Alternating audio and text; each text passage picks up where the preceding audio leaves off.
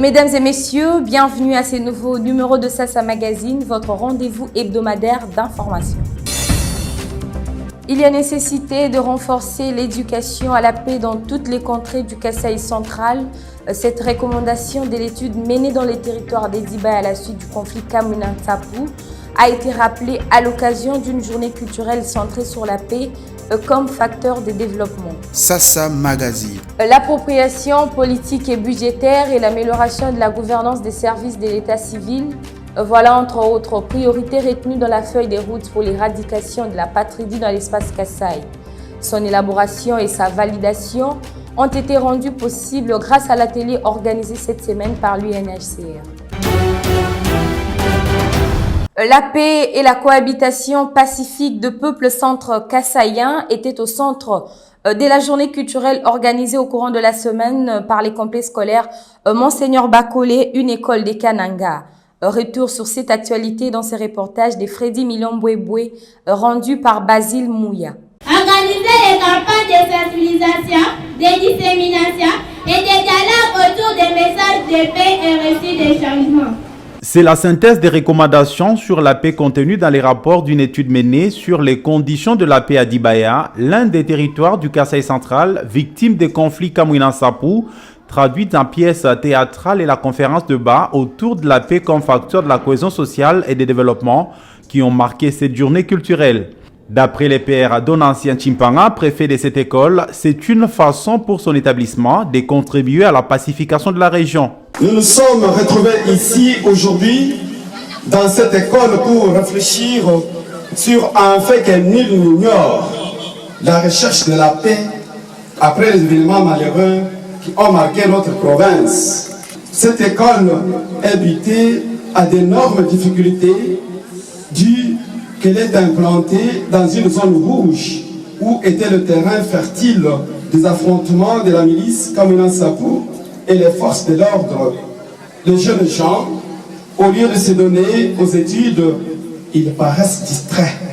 Abondant dans le même sens, l'un des intervenants, Anakle Chimbalanga, de l'ONG Travail et Droits de l'Homme, plaide pour l'intensification de l'éducation à la paix. Les enfants ont vraiment intériorisé les éléments de la paix et je voudrais que ça soit dupliqué à tous les niveaux.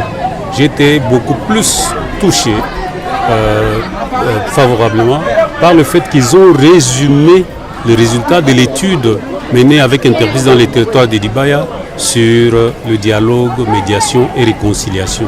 C'est vraiment très profond et nous devons renforcer l'éducation à la paix dans tous les milieux. Précisons que cette avant-dernière activité de l'année scolaire s'est déroulée sur la cour du complexe scolaire Bakolé situé dans la localité Oasis Malolé. Déroulement de la première édition de la session ordinaire de l'examen national de fin d'études professionnelles au Kasaï central. C'est le ministre provincial en charge de l'éducation qui a donné les coups d'envoi de ces épreuves au centre fonctionnant à l'Institut technique professionnel des Katoka dans la ville de Kananga. Suivez ce reportage de Sassa Studio. C'est une grande première pour ces hommes et femmes, candidats qui deviendront d'ici quelques jours premiers lauréats de ces ministères. Ces 1090 candidats, dont 482 femmes, répartis dans 12 centres sur l'ensemble de la province, constitueront une main-d'œuvre sûre devant servir le pays, fait savoir René Renard Kamandou, inspecteur principal provincial. À l'issue de ces épreuves, nous allons avoir les techniciens qualifiés dont le pays a besoin. Le président de la République a trouvé que on avait plus privilégié l'enseignement supérieur et universitaire au profit de la classe moyenne qui forme les techniciens dont le pays a besoin pour son développement. C'est ainsi que, à l'issue de ces épreuves, nous allons avoir des candidats qui peuvent bien développer notre province d'une façon particulière et notre pays en général. Pour être à la hauteur de ces défis qui les attendent, le ministre provincial de l'Éducation, Tarsis Mouzeke, les invite à démontrer leurs capacités à travers ces épreuves. Vous qui vous êtes engagés de l'épreuve préliminaire jusqu'à la session ordinaire, vous serez les premiers lauréats de ce ministère, lequel ministère vous réserve beaucoup d'opportunités dont vous serez les grands bénéficiaires.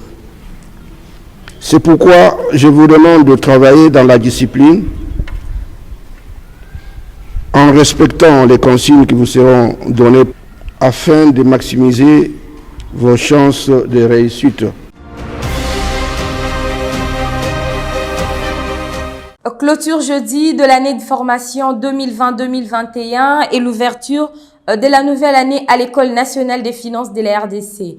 Une cérémonie présidée par le ministre national des Finances, Nicolas Kazadi Kadima. Détail avec Sasa Studio. Cette cérémonie a principalement concerné 251 apprenants qui ont terminé leur formation initiale de 3 ans et qui devront regagner leurs services respectifs. Le ministre des Finances Nicolas Kazadi exhorte ses lauréats et ceux qui ambitionnent suivre cette formation à être compétitifs. Nous sommes dans un monde de plus en plus compétitif.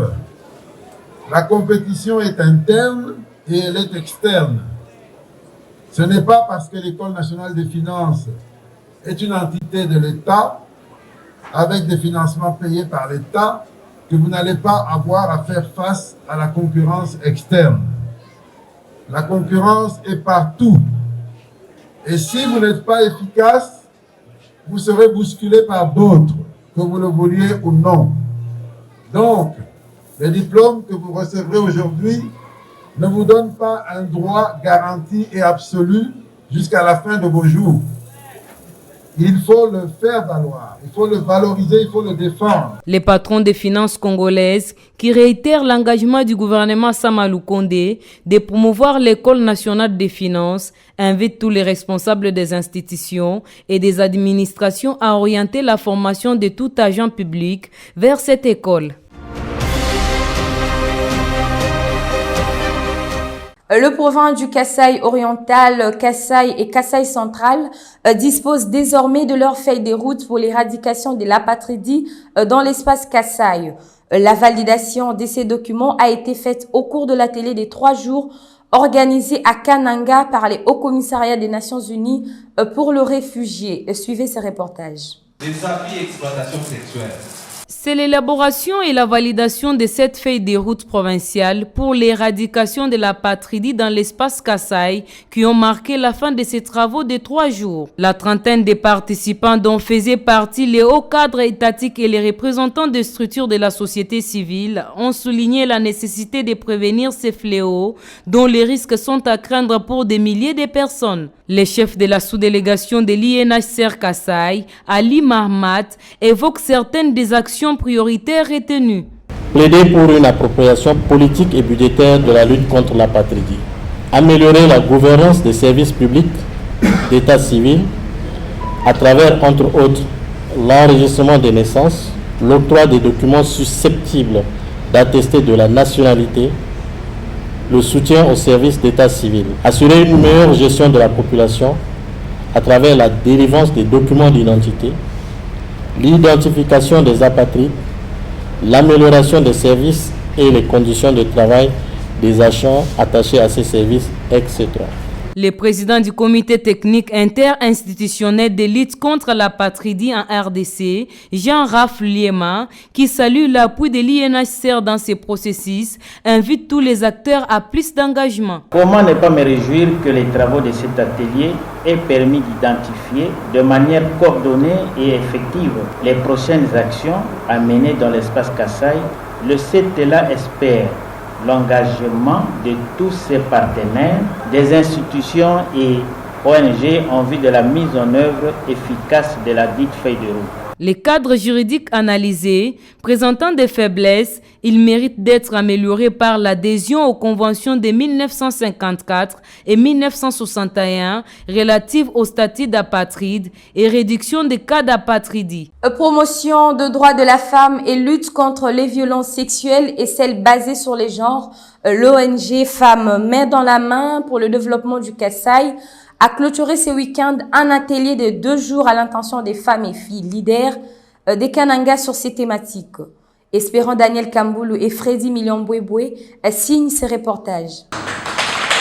Ces assises, tenues dans la salle CIK de la division de la jeunesse, rentrent dans le cadre du programme conjoint de lutte contre les violences basées sur les genres, justice, autonomisation et dignité des femmes et des filles à RDC. Pour la coordonnatrice nationale des FMMDK, Nathalie Kambala-Loussé, un encadrement sous la gouvernance est indispensable pour ces catégories. Nous sommes en train de renforcer les capacités, d'ailleurs, c'est pourquoi on est ici, les capacités de femmes et filles leaders du Kasaï central.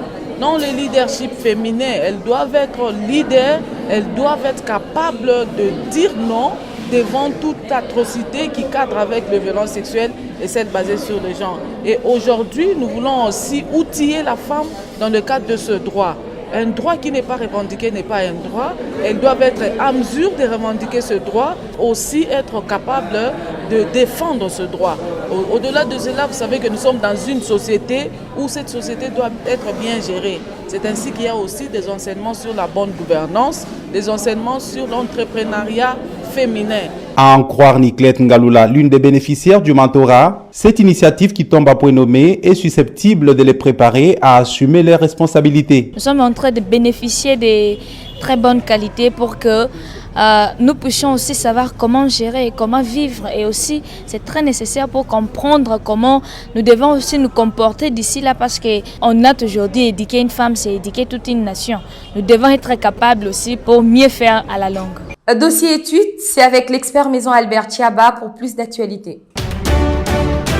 Top Congo FM. 3 accords signés par la RDC et la Turquie. Ils portent sur la protection et la promotion des investissements, la double imposition, la lutte contre la fraude fiscale et le tourisme. Kitenge Kwibwe et RDC Guinée. Des jeunes Guinéens écrivent au président Félix Tshisekedi, lui demandant de s'occuper de son pays et de ses multiples problèmes, et le mettent en garde contre toute intrusion dans les affaires de la Guinée. Ministère de l'ESU RDC. Depuis Lubumbashi, son Excellence Muhindo Nzangi, devant la presse, confirme la tenue des États généraux de l'ESU à l'Université de Lubumbashi du 10 au 14 septembre. Ministère des Sports et Loisirs, Stade des Martyrs, voici le nouveau banc des réserves. Ministère des Finances de la RDC, le ministre des Finances Nicolas Kazadi a présidé ce jeudi 9 septembre 2021 la cérémonie de remise des diplômes à 248 lauréats de l'École nationale des finances à l'issue d'une formation de 3 ans en budget et comptabilité, en impôts et en assurance. Odia Élysée, Nojek de Constant Moutamba écrit au gouverneur de la ville de Kinshasa pour la sécurisation de la marche qu'elle compte organiser le 15 septembre prochain avec d'autres forces politiques, notamment la Mouka, afin d'exiger la dépolitisation de la CENI. Merci de nous avoir suivis. Ça Magazine vous revient le week-end prochain.